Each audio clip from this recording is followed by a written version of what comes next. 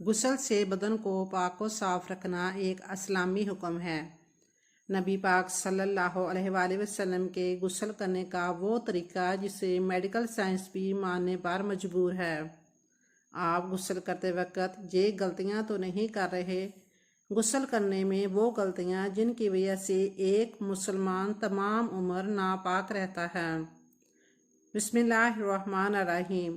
اگر آپ دن بھر کے تھکے ہوئے ذہنی تناؤ کا شکار ہو اور کسی مسئلے کا حل سوچنا چاہتے ہیں لیکن اس میں ناکام ہو تو ایسی کیا چیز ہو سکتی ہے جو آپ کے دماغ کو ہلکا پھلکا کر کے تازہ دم کر دے، جس سے آپ نئے سرے سے متقی انداز سے سوچنے کے قابل ہو جائیں؟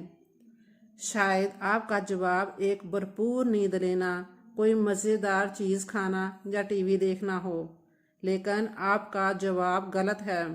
درست جواب ہے غسل کرنا۔ ہم میں سے کئی افراد نے اس بات کا مشاہدہ کیا ہوگا کہ غسل کرنے کے بعد دماغ نہایت ہلکا پھلکا ہو جاتا ہے، اور یہی وہ وقت ہوتا ہے جو آپ کے دماغ میں مسئلوں کا بہترین حل اور نت نئے آئیڈیاز جنم لیتے ہیں۔ لیکن سوال یہ ہے کہ ایسا کیوں ہوتا ہے؟ ماہرین نے اس کی وجہ تلاش کر لی ہے۔ ماہرین کا کہنا ہے کہ غسل کرتے وقت ہمارا دماغ بند ہو جاتا ہے اور وقتی طور پر سوچنے سمجھنے کے کام سے آزاد ہو جاتا ہے۔ تھوڑی دیر بعد یہ پھر سے کام کرنے کی حالت میں آتا ہے اور اس وقت اس میں بھرپور توانائی ہوتی ہے۔ ماہرین کے مطابق یہ وہ وقت ہوتا ہے جب دماغ کو کسی کام پر لگانے کے لیے مجبور نہیں کرنا پڑتا۔ ایک مسلمان کے لیے جتنا اس کا باطن صاف ہونا ضروری ہے، اسی طرح ایک مسلمان کا ظاہر میں بھی صاف ہونا بہت ضروری ہے۔ باطن مسلمان وضو کرتے ہیں جس کے بعد وہ رب کے سامنے حاضری کرتے ہیں، لیکن کچھ باتیں ایسی ہوتی ہیں جن میں صرف وضو ہی نہیں بلکہ غسل کر کے ہی ایک مسلمان کا ظاہر و باطن صاف ہوتا ہے۔ غسل ایک مذہبی فریضہ ہے جس میں ایک مسلمان اپنے پورے بدن کو صاف پانی ڈال کر صاف کرتا ہے، اور یہ بھی قابل غور ہے کہ غسل کا طریقہ جو دین اسلام نے ہمیں سکھایا ہے، میڈیکل سائنس میں اس طریقے کے بہت سے فوائد بیان ہوئے ہیں۔ غسل کے اس طریقے میں کئی جسمانی اور ذہنی فوائد ہیں، جیسا کہ ایک انسان جب ہم بستری کرتا ہے تو اس کے جسم سے کافی مواد باہر نکلتا ہے جس سے انسان تھکا تھکا محسوس کرتا ہے، اور جب وہ شخص صحیح طور پر غسل کر لیتا ہے تو تب اس کا اثر تمام بدن پر ہوتا ہے۔ غسل ایک طرح کی عبادت بھی ہے جس کے اخلاقی اثر کا انکار نہیں کیا جا سکتا، اور اسی وجہ سے اگر نیت کے بغیر غسل انجام دیا جائے تو انسان کا غسل صحیح نہیں ہوتا۔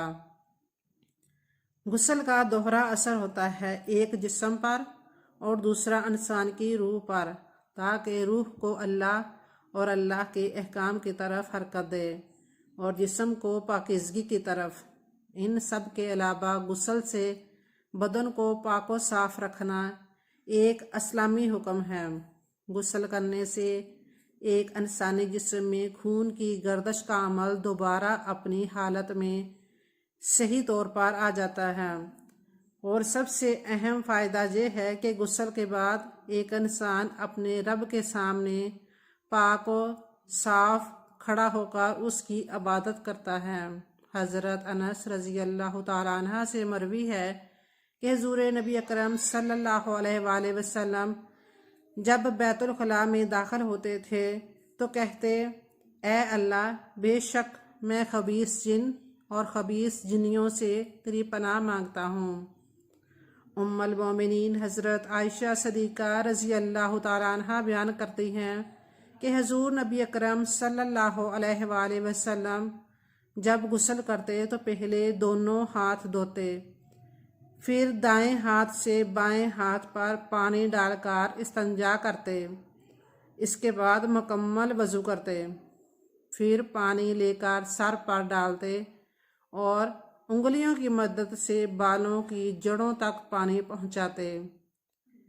پھر جب دیکھے کہ سر صاف ہو گیا تو 3 مرتبہ سر پر پانی ڈالتے، پھر تمام بدن پر پانی ڈالتے، پھر پاؤں دھو لیتے۔ اس حدیث مبارکہ کی روشنی میں غسل کا صحیح طریقہ یہ ہے کہ سب سے پہلے نیت کرے، پھر بسم اللہ سے ابتدا کرے، پھر دونوں ہاتھوں کو کلائیوں تک دھوئے۔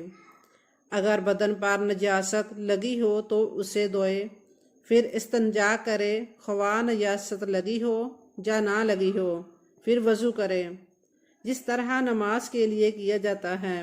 اگر ایسی جگہ کھڑے ہو جہاں پانی جمع ہوتا ہو تو پاؤں آخر میں غسل کے بعد دھوئے، پھر 3 بار سارے جسم پر پانی بہائے اور پانی بہانے کی ابتدا سر سے کرے۔ اس کے بعد دائیں کندھے کی طرف سے پانی بہائیں، پھر بائیں کندھے کی طرف پانی بہانے کے بعد پورے بدن پر 3 بار پانی ڈالیں۔ پھر وضو کرتے وقت اگر پاؤں نہیں دھوئے گئے تو اب دھو لیں۔ اسی طرح غسل کرتے وقت ہم کئی اہم باتوں کو نظر انداز کر دیتے ہیں جس سے غسل صحیح نہیں ہوتا۔ غسل کرتے وقت یہ تسلی کرنی چاہیے کہ پانی جسم کے ہر حصے تک پہنچ جائے، خاص طور پر ناف اور کانوں کے خالی حصے۔ اللہ کے رسول صلی اللہ علیہ وآلہ وسلم کا فرمان ہے کہ غسل کے دوران پانی کو ضائع مت کرو، اور یہ بھی فرمایا کہ اگر تم ایک دریا کے پاس ہو تب بھی پانی ضائع مت کرو۔ غسل کرتے وقت انسان بالکل عموم ننگا ہوتا ہے، اس لیے اس دوران قرآنی آیات یا دیگر کوئی دعا وغیرہ پڑھنا جائز نہیں، جہاں تک کہ کوئی دنیاوی کلام کرنا بھی منع ہے۔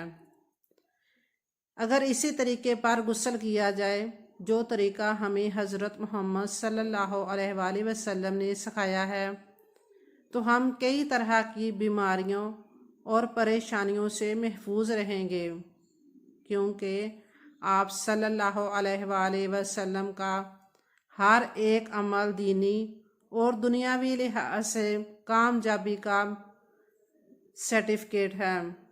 اللہ تعالی ہم سب کو اسلام کے مطابق زندگی بسر کرنے کی توفیق عطا فرمائے اور اس کو سمجھنے کی بھی توفیق دے، آمین۔